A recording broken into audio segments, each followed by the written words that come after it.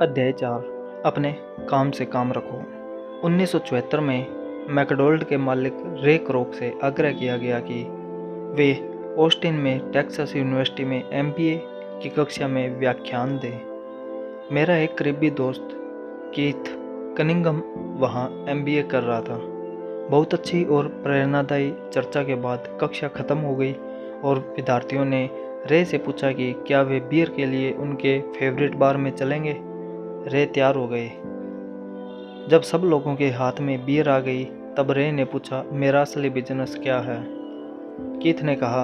हर कोई हंस पड़ा। ज़्यादातर एमबीए विद्यार्थियों को लगा जैसे रे मजाक कर रहे थे। किसी ने जवाब नहीं दिया, इसलिए रे ने दोबारा यही सवाल पूछा, आप लोगों की नज़र में मेरा बिजनेस क्या है?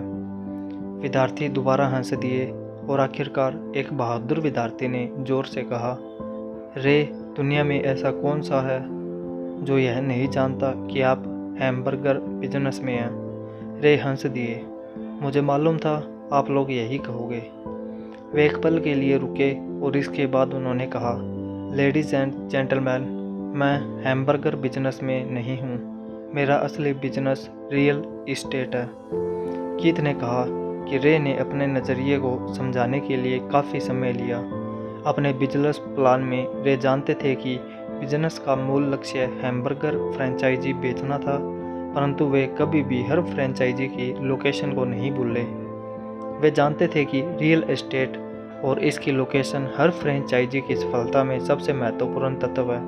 मूलतः वह आदमी जो फ्रेंचाइजी खरीद रहा था और रे क्रोक के संगठन की फ्रेंचाइजी चैन का सदस्य बनता था, वह भी उस जमीन के लिए पैसे दे रहा था और उसे खरीद रहा था। आज मैकडोनाल्ड दुनिया में रियल एस्टेट का सबसे बड़ा अकेला मालिक है, जिसके पास कैथोलिक चर्च से भी ज़्यादा रियल एस्टेट है। आज मैं के पास अमेरिका और दुनिया के दूसरे देशों में सबसे कीमती चौराहे और नुक्कड़ है।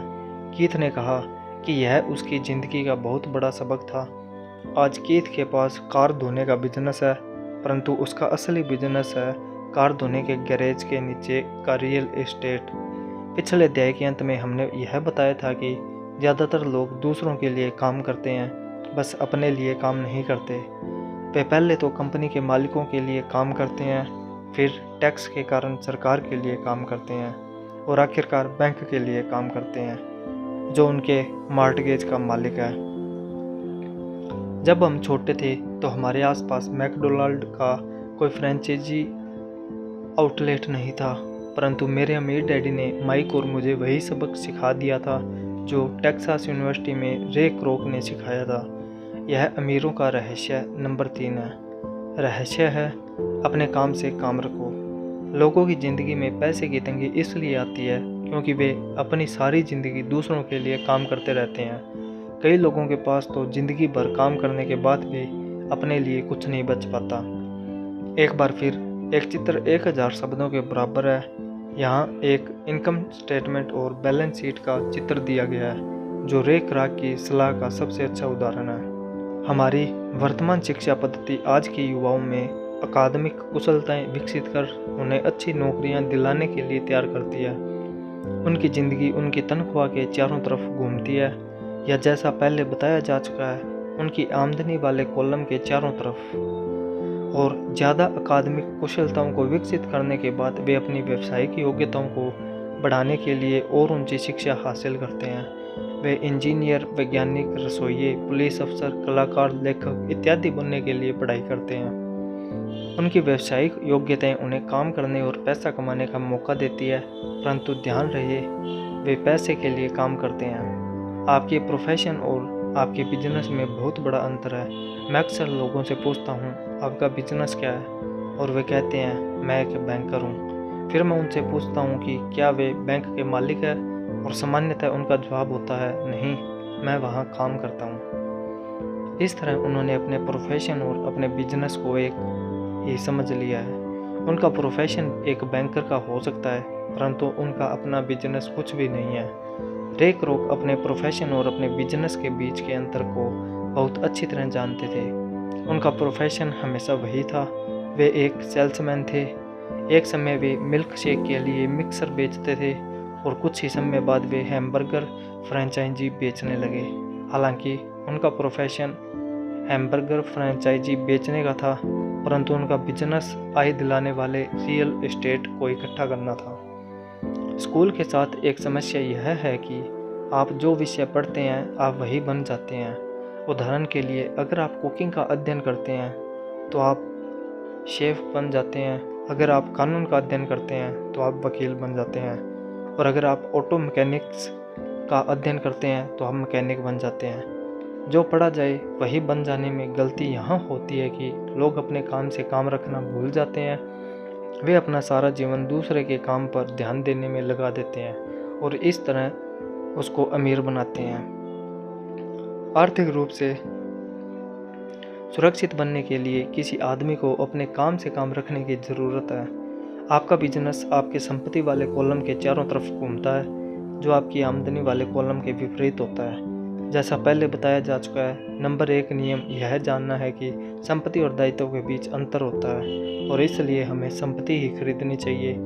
अमीर लोग अपने संपत्ति वाले कॉलम पर ध्यान देते हैं, जबकि बाकी सभी लोग अपने इनकम स्टेटमेंट पर ध्यान देते हैं। इसीलिए हमें यह बहुत सुनने में आता है, मुझे ज़्यादा तनख्वाह की ज़रूरत है, काश कि मुझे प्रमोशन मिल जाए। मैं एक बार फिर स्कूल जाकर कुछ और प्रशिक्षण लेने वाला हूँ ताकि मैं बेहतर नौकरी पा सकूँ। मैं ओवरटाइम करने वाला हूँ, शायद मुझे कोई पार्ट टाइम काम मिल जाए। मैं 2 सप्ताह में नौकरी छोड़ रहा हूँ, मुझे एक नई नौकरी मिल गई है जिसमें तनख्वाह ज़्यादा है। कई समूहों में ये समझदारी के विचार है, परंतु अगर आप रे क्रो की बात समझ लेते हैं तो ऐसा करके आप अपने काम से काम नहीं रख रहे हैं। ये सभी विचार अपना पूरा ध्यान आमदनी वाले कॉलम पर केंद्रित किए हुए हैं, और अगर अतिरिक्त धन का उपयोग आमदनी बढ़ाने वाली संपत्तियों को खरीदने में किया जाता है तभी वह आदमी आर्थिक रूप से सुरक्षित हो सकता है। गरीब और मध्य वर्ग के ज़्यादातर लोग आर्थिक रूप से पुरातनपंथी होते हैं, यानी मैं जोखिम नहीं उठा सकता, यानी कि उनका कोई आर्थिक आधार नहीं होता। वे अपनी नौकरियों से चिपके रहते हैं, वे खेल को सुरक्षित तरीके से खेलते हैं। जब कंपनियों का आकार छोटा होने लगा तो लाखों करोड़ों लोगों को पता चला कि जिसे वे अपनी सबसे बड़ी संपत्ति मानते थे, यानी कि उनका घर, वह उन्हें जिंदा मार रहा है। उनकी घर नामक संपत्ति हर माह उनकी जेब से पैसा निकलवा रही थी। उनकी कार, उनकी दूसरी संपत्ति भी उन्हें जिंदा मार रही थी। गैरेज में रखे $1000 में खरीदे गए उनके गोल्फ क्लब अब $1000 के नहीं रह गए थे। नौकरी की सुरक्षा न होने के कारण अब उनके पास जीवन यापन का कोई आधार नहीं बचा था। उनके विचार में जो संपत्तियां थी वे पैसे के संकट के समय में उनकी कुछ भी मदद नहीं कर सकती थी। मैं यह मानकर चल रहा हूँ कि हमसे ज़्यादातर ने मकान खरीदने या कार खरीदने के लिए बैंकर से लोन के लिए आवेदन फार्म भरा है। नेटवर्थ खंड पर नज़र डालना हमेशा रोचक रहता है। यह रोचक इसलिए होता है क्योंकि इससे हम जान पाते हैं कि बैंकिंग और अकाउंटिंग में किन चीज़ों को संपत्तियां माना जाता है। एक दिन कर्ज लेने के लिए मेरी माली हालत बहुत अच्छी नहीं लग रही थी, इसलिए मैंने अपने नए गोल्फ क्लब, मेरे आर्ट कलेक्शन, पुस्तकें, स्टीरियो, टेलीविज़न, अरमानी सूट्स, कलाई घड़ियाँ, जूते और दीगर चीज़ों को संपत्ति वाले कॉलम में डाल दिया। मेरे लोन के आवेदन को अस्वीकार कर दिया गया क्योंकि मेरा बहुत ज़्यादा निवेश रियल एस्टेट में था। लोग कमेटी को यह पसंद नहीं आया था कि मैं अपार्टमेंट हाउसेस से इतने ज़्यादा पैसे कमा रहा था। वे यह जानना चाहते थे कि मेरे पास एक सामान्य नौकरी क्यों नहीं है जिसमें वेतन मिलता हो। उन्होंने मेरे अरमानी सूट्स, गोल्फ क्लब या आर्ट कलेक्शन के बारे में कोई सवाल नहीं किए। ज़िंदगी कई बार कठिन हो जाती है जब आप स्टैंडर्ड प्रोफाइल में फिट नहीं होते हैं। मैं हर बार चौंक जाता हूँ जब मैं किसी को यह कहते हुए सुनता हूँ कि उनकी नेटवर्थ $10 लाख है या $1 लाख है या ऐसा ही कोई और आंकड़ा। नेटवर्थ के सटीक न होने का एक खास कारण यह है कि जिस पल आप अपनी संपत्तियों को बेचना शुरू करते हैं, आपको प्राप्तियों पर टैक्स चुकाना पड़ता है। इतने सारे लोग अपने आप को पैसे के गहरे संकट में डाल देते हैं जबकि उनकी आमदनी कम हो जाती है। पैसे जुटाने के लिए वे अपनी संपत्तियां बेचते हैं। पहले तो उनकी व्यक्तिगत संपत्तियां सामान्य उस मूल्य से बहुत कम में बिकती है जो उनकी बैलेंस शीट में दिखाया गया है। या अगर संपत्तियों को बेचने से कोई फ़ायदा होता है तो उस पर टैक्स लगा दिया जाता है। तो एक बार फिर सरकार फ़ायदे में से अपना हिस्सा ले लेती है और इस तरह कर्ज से उबरने के लिए जुटाई जाने वाली रकम को कम कर देती है। अपने काम से काम रखना शुरू कर दें, दिन की नौकरी को करते रहें, परंतु असली संपत्तियों को खरीदना भी शुरू कर दें। परंतु ऐसे दायित्वों या व्यक्तिगत चीज़ों से बचें जिनकी कीमत एक बार घर लाने पर कम हो जाए। आप जिस क्षण एक नई कार शोरूम से बाहर ले जाते हैं उसकी कीमत 25% कम हो जाती है। यह सच्ची संपत्ति नहीं है, हालांकि आपके बैंकर भी इसे संपत्ति मानते हैं। मेरा $400 का नया टाइटेनियम ड्राइवर खरीदने के कुछ ही मिनटों बाद $150 मूल्य का हो गया था। वयस्कों के लिए यह सही है कि अपने खर्च कम कर लें, अपने दायित्वों को घटा लें और मेहनत से ठोस संपत्तियों का आधार बना लें। उन युवा लोगों को जिन्होंने अभी घर नहीं छोड़ा है, यह सिखाया जाना चाहिए कि संपत्ति और दायित्व के बीच क्या फ़र्क होता है। घर छोड़ने से पहले ही उन्हें संपत्ति वाले कॉलम को बनाने की प्रेरणा दी जानी चाहिए, इसके पहले कि वे घर छोड़ें, शादी करें, घर खरीदें, बच्चे पैदा करें। खतरनाक आर्थिक स्थिति में फंसे, नौकरी को कसकर पकड़े रहें और हर चीज़ को उधार खरीदें। मैं बहुत सारे युवा दंपतियों को देखता हूँ जो शादी कर लेते हैं और अपने आप को एक ऐसे जाल में फंसा लेते हैं जिससे वे अपनी नौकरी के बहुत सालों तक खर्च से बाहर नहीं निकल पाएंगे। जब आखिरी बच्चा घर छोड़कर चला जाता है तब ज़्यादातर लोगों को यह एहसास होता है कि उन्होंने रिटायरमेंट की पर्याप्त नौकरी नहीं की है और वे थोड़ा पैसा अलग रखना शुरू कर देते हैं। फिर उनके अपने मम्मी डैडी बीमार हो जाते हैं और उन पर नई जिम्मेदारियां आ जाती है। तो मैं आपको या आपके बच्चों को किस तरह की संपत्तियों से के संग्रह की प्रेरणा दे रहा हूँ। मेरी दुनिया में असली संपत्तियाँ कई तरह की होती है। ऐसे बिजनेस जिनमें मेरे होने की ज़रूरत न हो, मैं उनका मालिक ज़रूर हूँ, परंतु उन्हें दूसरे लोग चलाते हैं। अगर मुझे वहाँ काम करना पड़े तो यह बिजनेस नहीं होगा, यह मेरी नौकरी होगी। दूसरा स्टॉक, तीसरा बॉन्ड, चौथा म्यूचुअल फंड, पांचवा आमदनी देने वाला रियल एस्टेट, छठा नोट्स या IOU, सातवां भौतिक संपदा जैसे संगीत, पटकथा, पेटेंट इत्यादि से मिलने वाली रॉयल्टी, और ऐसी हर चीज़ जो कीमती है, जो आमदनी देती है और जिसका मूल्य बढ़ जाता है और जिसका बाजार तैयार है। जब मैं एक छोटा बच्चा था तो मेरे पढ़े लिखे डैडी ने मुझे एक सुरक्षित नौकरी ढूंढने की सलाह दी। दूसरी तरफ मेरे अमीर डैडी ने मुझे ऐसी संपत्तियों को इकट्ठा करने की सलाह दी जिन्हें मैं पसंद करता था। अगर तुम इन्हें पसंद नहीं करते होंगे तो तुम इनका ध्यान नहीं रख पाओगे। मैं रियल एस्टेट इसलिए इकट्ठा करता हूँ क्योंकि मुझे इमारतों और ज़मीन से प्यार है। मैं उनके लिए शॉपिंग करना भी पसंद करता हूँ। मैं सारा दिन उनको निहार सकता हूँ। जब समस्याएं आती है तो समस्याएं उतनी बुरी नहीं होती कि उनके कारण रियल एस्टेट के लिए मेरा प्यार कम हो जाए। ऐसे लोग जो रियल एस्टेट से नफरत करते हैं उन्हें इसे नहीं खरीदना चाहिए। मुझे छोटी कंपनियों के स्टॉक से भी प्रेम है, खासकर नई कंपनियों के स्टॉक से। इसका कारण यह है कि मैं एंटरप्रेन्योर हूँ, न कि कोई कारपोस्ट व्यक्ति। मेरे शुरुआती सालों में मैं बड़े संगठनों में काम कर चुका हूँ, जैसे कैलिफोर्निया के स्टैंडर्ड में, US मरीन कॉर्प्स और जेरॉक्स कॉरपोरेशन में। मैंने इन संगठनों में बिताए समय का मजा लिया और मेरे पास कई सुखद यादें भी है, परंतु भीतर से मैं कंपनी में काम करने वाला आदमी नहीं हूँ। मुझे कंपनी शुरू करना अच्छा लगता है, परंतु उन्हें चलाना मुझे उतना अच्छा नहीं लगता है। इसलिए मैं जो शेयर खरीदता हूँ वे भी सामान्यतः छोटी कंपनियों के होते हैं और कई बार तो मैं कंपनी शुरू करता हूँ और उसे सार्वजनिक बना देता हूँ। नए स्टॉक के शेयर में किस्मत चमक सकती है और मुझे यह खेल पसंद है। कई लोग कम पूंजी वाली कंपनियों से डरते हैं और उन्हें खतरनाक कहते हैं, और वे खतरनाक है भी, परंतु खतरा हमेशा कम हो जाता है अगर आप निवेश से प्रेम करते हैं, उसे समझते हैं और खेल को अच्छी तरह से जानते हैं। छोटी कंपनियों के साथ मेरी रणनीति यह होती है कि एक साल में अपने शेयर बेच दिए जाए। दूसरी तरफ मेरी रियल एस्टेट की रणनीति छोटी प्रॉपर्टी से शुरू करने की होती है। फिर मैं उस छोटी प्रॉपर्टी को बेचकर उससे थोड़ी बड़ी प्रॉपर्टी ले लेता हूँ और इस तरह अपने फ़ायदे पर टैक्स चुकाने से बचता रहता हूँ। इससे प्रॉपर्टी की वैल्यू में नाटकीय बढ़ोतरी होती है। मैं सामान्य तौर पर रियल एस्टेट को साल से कम समय अपने पास रखता हूँ। वर्षों तक जब मैं मरीन कॉपर्स और जेरॉक्स में था, तब भी मैंने वही किया जो मेरे अमीर डैडी ने मुझे सिखाया था।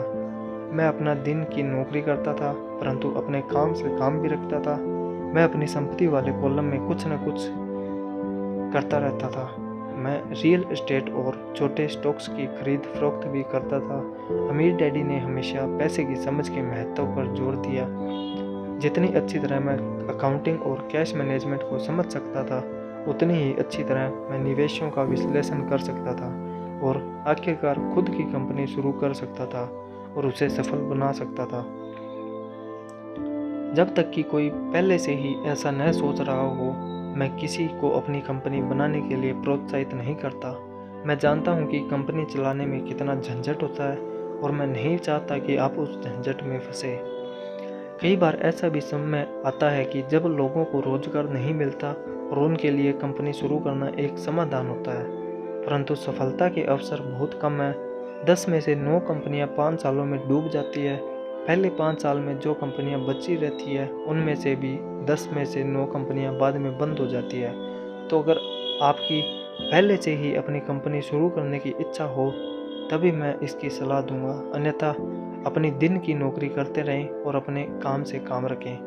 जब मैं कहता हूँ कि अपने काम से काम रखें, तो मेरा यह मतलब है कि आप अपनी संपत्ति वाले कॉलम को ज़्यादा मजबूत बनाते रहें। एक बार इसमें $1 जाए तो वह बाहर न निकल पाए। इसे इस तरह सोचें कि जब $1 आपकी संपत्ति वाले कॉलम में जाता है, तो वह आपका कर्मचारी बन जाता है। पैसे के बारे में सबसे अच्छी चीज़ यह है कि यह हर दिन 24 घंटे काम करता है और ऐसा पीढ़ियों तक कर सकता है। अपनी दिन की नौकरी करते रहें, एक अच्छे मेहनती कर्मचारी की तरह काम करें, परंतु अपने संपत्ति वाले कॉलम को बढ़ाते रहें। जब आपका कैश फ्लो बढ़ता है, तब आप कुछ विलासिता की चीज़ें खरीद सकते हैं। इसके बारे में एक महत्वपूर्ण तथ्य यह है कि अमीर लोग विलासिता की चीज़ें सबसे बाद में खरीदते हैं, जबकि गरीब और मध्य वर्गीय लोग विलासिता की चीज़ें सबसे पहले खरीदते हैं। गरीब और मध्य वर्गीय लोग अक्सर बड़े घर, हीरे, फर, ज्वेलरी या नाव जैसी विलासिता की चीज़ें इसलिए खरीद लेते हैं ताकि वे अमीर दिख सकें। वे अमीर दिखते हैं, परंतु असल में वे उधार के दलदल में गहरे धंसते चले जाते हैं। वे लोग जिनके पास पीढ़ियों से पैसा है, जो लंबे समय से अमीर है, वे अपनी संपत्ति वाले कॉलम को सबसे पहले बनाते हैं। फिर संपत्ति वाले कॉलम से होने वाली आमदनी उनके लिए विलासिता की चीज़ें खरीद लेती है। गरीब और मध्य वर्गीय लोग अपनी खून पसीने की कमाई और बच्चों की विरासत की कीमत पर विलासिता की चीज़ें खरीदते हैं। सच्ची विलासिता असली संपत्ति में निवेश करने और उससे विकसित करने का प्रोत्साहन है। उदाहरण के तौर पर, जब मेरी पत्नी और मेरे पास हमारे अपार्टमेंट हाउस से अतिरिक्त पैसा आने लगा, तो वह बाजार गई और अपने लिए मर्सिडीज खरीद लाई। इसमें जरा भी मेहनत या जोखिम नहीं था, क्योंकि अपार्टमेंट हाउस के कारण उसने कार खरीदी थी, परंतु उसे इसके लिए 4 साल तक इंतजार करना पड़ा था। जब रियल एस्टेट पोर्टफोलियो बढ़ रहा था और आखिरकार उसे इतना अतिरिक्त पैसा दे दिया कि कार खरीदी जा सके, परंतु मर्सिडीज की यह विलासिता दरअसल एक सच्चा पुरस्कार है, क्योंकि उसने यह साबित कर दिया था कि वह अपने संपत्ति वाले कॉलम को सही तरह से बढ़ाना जानती है। अब उसके लिए उस कार की कीमत सामान्य रूप से खरीदी गई कार से कहीं ज़्यादा है। ज़्यादातर लोग अक्सर इच्छा जागने पर बिना सोचे समझे जाते हैं और कर्ज पर कार या विलासिता की कोई चीज़ खरीद लेते हैं। हो सकता है कि वे जिंदगी से ऊब चुके हों या उन्हें सिर्फ एक नई खिलौने की ज़रूरत हो। कर्ज पर विलासिता की चीज़ें खरीदने से देर सवेर वह आदमी उस चीज़ से चिढ़ने लगेगा, क्योंकि उसके कारण जो कर्ज लिया गया है वह एक भार बन जाएगा। एक बार आप अपने बिजनेस को बनाने, उसमें निवेश करने का समय निकाल लेते हैं, तो फिर आप उसमें जादू की छड़ी घुमा सकते हैं, जो अमीरों का सबसे बड़ा रहस्य है। यह रहस्य अमीरों को भीड़ में सबसे आगे रखता है। अपने काम से काम रखने का इनाम, जो आपको उस राह पर चलने के लिए मिलता है जिस पर अमीर लोग चलते हैं।